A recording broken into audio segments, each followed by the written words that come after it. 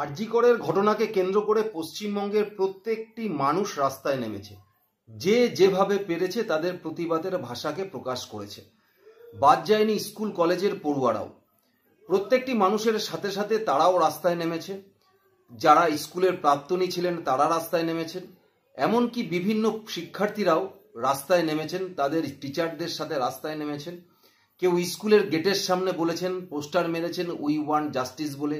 রাস্তায় নেমেছে প্রখর দাবদাহের মধ্যে, বৃষ্টিকে উপেক্ষা করেও তারা রাস্তায় তিলোত্তমার বিচার চেয়ে তারা প্রত্যেকে যে যার মতো করে রাস্তায় নেমেছে।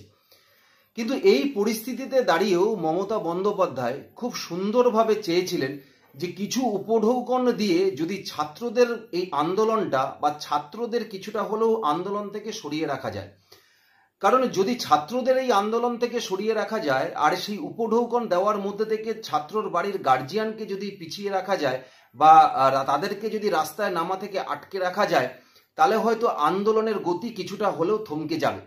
কারণ আমরা দেখেছি 14 তারিখ রাত্রেবেলায় প্রচুর মানুষ, প্রচুর অভিভাবকরা তাদের ছেলেদের, তাদের মেয়েদের নিয়ে রাস্তায় নেমেছে। কেউ মোমবাতি হাতে নিয়ে নেমেছেন, কেউ শঙ্খ নিয়ে নেমেছেন, এবং প্রত্যেকের মুখে একটাই স্লোগান ছিল উই ওয়ান্ট জাস্টিস। তিলোত্তমার বিচার তারা চেয়েছিল। এবং তারা সবাই কিন্তু বলেছেন যে প্রমাণ লোপাট পশ্চিমবঙ্গ সরকারের এই পুলিশ করেছে, যে তাদেরকেও তারা ধিক্কার জানিয়েছে। তাই এই জনরোষ থেকে বাঁচতে, এই জনরোষকে ভেঙে দেওয়ার জন্য, প্রতিবাদকে ভেঙে দেওয়ার জন্য, প্রতিবাদীদের বিচ্ছিন্ন করবার জন্য মমতা বন্দ্যোপাধ্যায় একটা চাল নিয়েছিলেন। তিনি ভেবেছিলেন 5ই সেপ্টেম্বর শিক্ষক দিবসে মিলন মেলা প্রাঙ্গণে স্কুল এর একাদশ এবং দ্বাদশ শ্রেণীর ছাত্রছাত্রীদের মিলিত করে সেখানে 13 লক্ষ ছাত্রছাত্রীকে 10,000 টাকা করে পুরস্কার দেবেন। কারণ তিনি ভেবেছিলেন যখনই 10,000 টাকা করে ছাত্র আর ছাত্রীদের একাদশ এবং দ্বাদশ শ্রেণীর পুরস্কার দেবে, তাহলে এই 13 লক্ষ বাড়িকে তিনি তার প্রতিবাদ থেকে কিছুটা হলেও সাইডে বা সরিয়ে রাখতে পারবে। কারণ তিনি দেখেছেন যে জায়গায় স্কুল থেকে বাচ্চাদের রাস্তায় নামার কথা না, যেখানে দাঁড়িয়ে সেই সব জায়গারও কিন্তু স্কুলের ছাত্রছাত্রীরা রাস্তায় নেমেছে, কেউ বাদ যায়নি। কিন্তু চাপে পড়ে অবশেষে মমতা বন্দ্যোপাধ্যায়কে, চাপে পড়ে অবশেষে মুখ্যমন্ত্রীকে এই প্রোগ্রাম থেকে সরে আসতে হলো। চাপে পড়ে, রীতিমতো চাপে পড়ে 5ই সেপ্টেম্বর শিক্ষক দিবসকে কেন্দ্র করে পশ্চিমবঙ্গ শিক্ষা দপ্তর একটা প্রোগ্রাম করবে বলেছিল। সেই প্রোগ্রামে প্রায় 13 লক্ষ একাদশ এবং দ্বাদশ শ্রেণীর ছাত্রছাত্রীদের 10,000 টাকা করে দেওয়া হবে। তাতে প্রায় খরচা হবে 1300 কোটি টাকা, 1,300 কোটি টাকা। সেই অনুযায়ী এই রাজ্য সরকার ধারও নিয়েছিল, এমনকি লোন করে এই টাকা দেবে বলেছিল। তার জন্য তারা 3,000 কোটি টাকা লোনও নিয়েছিল। যেই 3,000 কোটি টাকা লোনের মধ্যে থেকে 1300 কোটি টাকাই উপঢৌকন বা দান খয়রাতি যাই বলুন না কেন, তাই ছাত্রছাত্রীদের মধ্যে উনি দেবে, যাতে এই দ্বাদশ শ্রেণীর বা একাদশ শ্রেণীর যে সমস্ত ছাত্রছাত্রীরা আছে আগামী দিনে যারা 2026-এ গিয়ে ভোটার হবে, সেই ভোটারটা যাতে মমতা বন্দ্যোপাধ্যায়ের ঘরে তুলতে পারে। কারণ দেখুন, মমতা বন্দ্যোপাধ্যায় প্রত্যেকটা ক্ষেত্রে ভোট রাজনীতিটা খুব ভালো করে বোঝেন। রাজ্য রসাতলে যাক, 1,92,000 কোটি টাকার ঋণ থেকে 6 লক্ষ কোটি টাকার উপরে ঋণ দাঁড়িয়ে রাজ্যে, তাতে মমতা বন্দ্যোপাধ্যায়ের কিছু আসে যায় না। মমতা বন্দ্যোপাধ্যায় সুযোগ চায় এই ভাতা ভিক্ষা অনুদানের মধ্যে থেকে কিছু কিছু সংখ্যক ভোটগুলোকে নিজের ভোট ব্যাংকে আনতে। তাই সেরকম ভাবেই পরিকল্পনা করে 3,000 কোটি টাকা ধার নিয়েছিল, যার মধ্যে 1,300 কোটি টাকা ইনি ছাত্রছাত্রীদের মধ্যে 11 ক্লাস এবং 12 ক্লাসের ছাত্রছাত্রীদের মধ্যে বিলিয়ে দেবে ভেবেছিল। এবং বেলাবে কোথায়? বেলাবে মিলন মেলা প্রাঙ্গণে।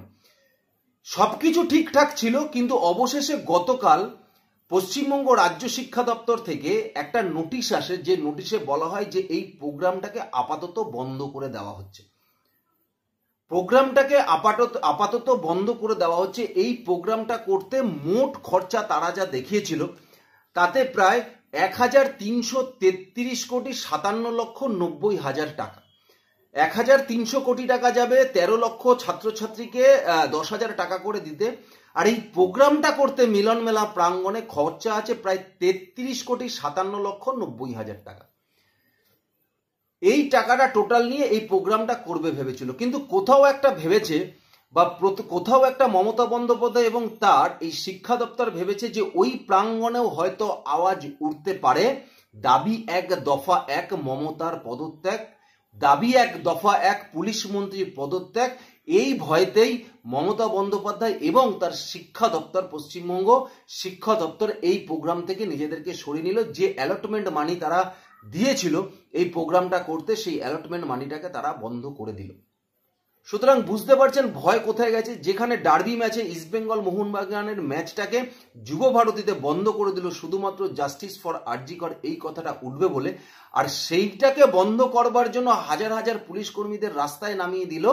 আর সেইখান থেকেই কিন্তু স্লোগান উঠলো বারবার যে পুলিশ তুমি চিন্তা করো, তোমার মেয়েও হচ্ছে বড়। এরকম প্রত্যেকটা প্রোগ্রাম থেকে এক একটা নতুন নতুন স্লোগানের জন্ম হবে, এটাও মমতা বন্দ্যোপাধ্যায় খুব ভালো করে বুঝতে পেরেছেন।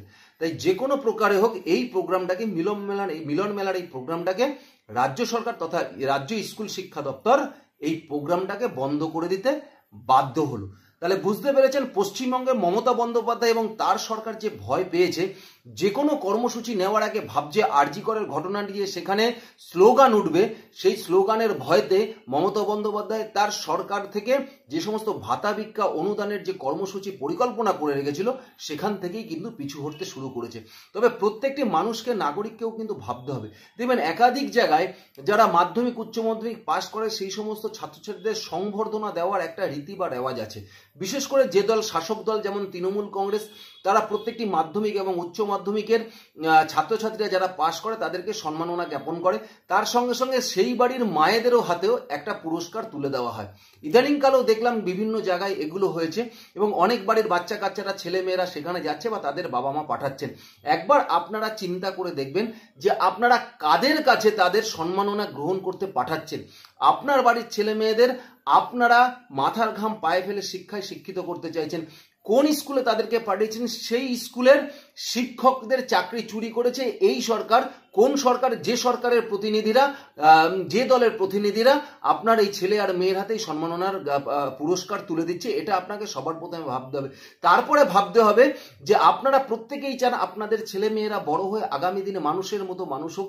আজকে ভাবুন তো সেই বাবাটার কথা যারা দর্জির কাজ করে বাচ্চাদের, ছেলেদের মেয়েদের জামা প্যান্ট সেলাই করে পাড়ায় সাইকেল নিয়ে ফেরি করে বেরিয়ে মেয়েটাকে ডাক্তার তৈরি করেছিল।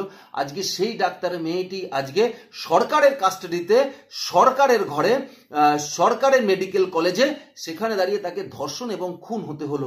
সুতরাং শুধু তাই নয়, তার বিচারের দাবিতে মানুষ রাস্তায় নেমেছে এবং এটা জলের মতো পরিষ্কার। এমনকি সুপ্রিম কোর্টও বলেছে 30 বছরও তারা এই কেস দেখেনি যেখানে দাঁড়িয়ে পুলিশ নিজেরা চেষ্টা করেছে যে তথ্য কিভাবে লোপাট করা যায়।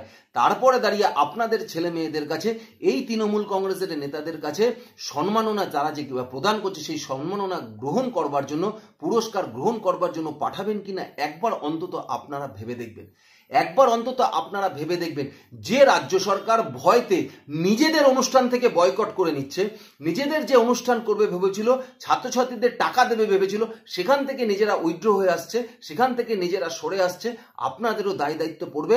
এই সরকার, যে সরকার এই তিলোত্তমার ধর্ষকদের বাঁচানোর জন্য 21 জন তাবড় লয়ারকে লক্ষ লক্ষ টাকা দিয়ে নিযুক্ত করেছে, যে সরকার এই তিলোত্তমার ধর্ষকদের বাঁচানোর জন্য প্রমাণ লোপাট করবার চেষ্টা করছে, সেই সরকারকে, তার প্রতিনিধিদের, সেই দলকে আপনারাও বয়কট করুন, দূরত্ব বজায় রাখুন সেই দলের থেকে। এটাও আপনাদের কাছে আমাদের কামনা এবং এইটাই আপনাদের কাছে আমাদের একটা সাজেশন থাকলো।